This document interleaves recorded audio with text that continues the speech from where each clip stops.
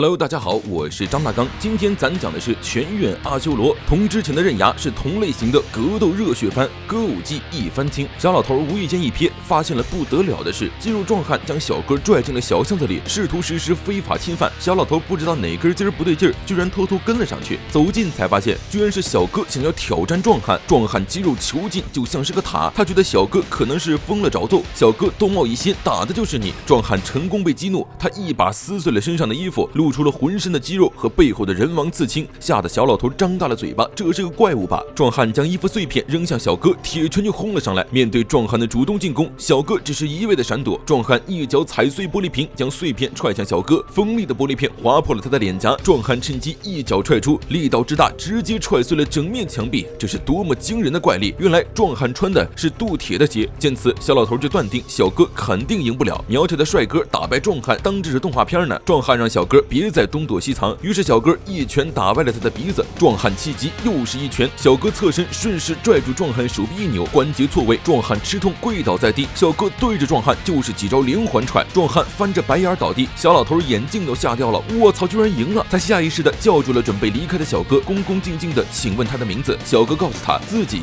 叫食鬼蛇王马。王马以为小老头也是来打架的，王马身上散发出的压力让小老头惊出了一身冷汗。他意识到王马不是在说笑，赶紧表示自己不是。王马可惜的转身走了，小老头瘫倒在地，大口喘着粗气。小老头叫做山下一夫，56岁，育有2子，洁身自好，从不乱搞男女关系。经此一下，山下一夫觉醒了保存技能，真当是老当益壮，老汉推车。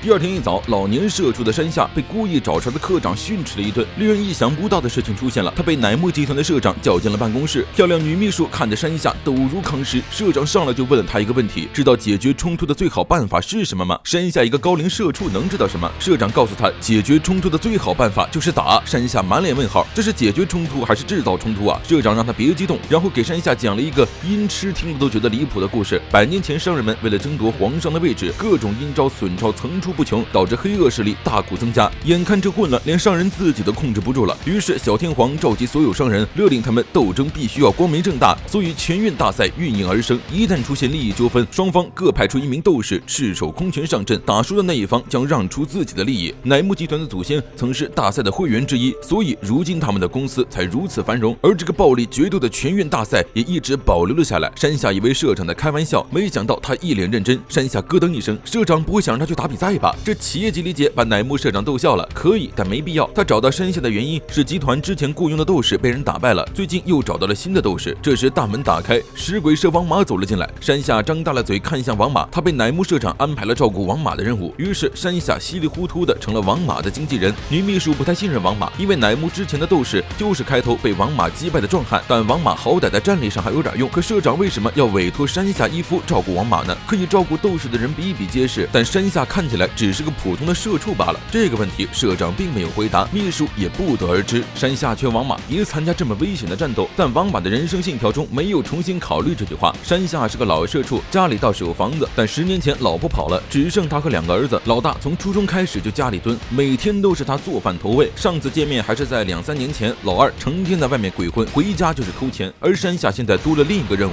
他顺着王马的地址找了过去。王马住在深山老林的废弃别墅中，吃饭全靠徒手杀的野猪。但山下并不知道自己的行踪被尾随了2个男人，跟着他找到了王马。其中一人山下认识，是俄罗斯有名的踢拳道高手伊万。伊万抬腿扫向王马，只听一声清脆的弹响，王马收脚指出他破绽太多，伊万倒地不起。他身后的男人站了出来，伊万让他别插手，没想到男人直接划破了伊万的动脉，大量的血液喷射出来，惊呆了山下。男人自称李仁，是王马下周全院大赛的对手。王马非常期待这场战斗，而1周后，山下才知道这次比赛的对手是当地产界的大亨，比赛赌注就是大楼拆除后的建设权。乃木集团前后投资1000亿日元，这场比赛充满了金钱的味道。赛场上全是水汽，场内观赛的都是外界有头有脸的大老板，他们来这儿可不是为了看比赛，参与暴力赌博也是这群有钱人的享受。乃木社长并没有告诉王马，李仁拥有秘密手段，这是他给王马设下的考验。要是打不过李仁，那也就别混了。而拳手之间的过招讲究牵一发而动全身，他们都在寻找最佳的出手时间。突然2人同时蹬步，王马更快一步，直拳正中李仁的鼻梁，李仁不躲不闪地撞了上去，以攻为守，挡住了最重那下的伤害。李仁拥有与生俱来的防守和进攻直觉，他摆动上身，全是凶猛连中，却被王马横扫一腿边，抽中了颈侧，顿时发翻了白眼儿。紧接着，王马屈膝撞脸，李仁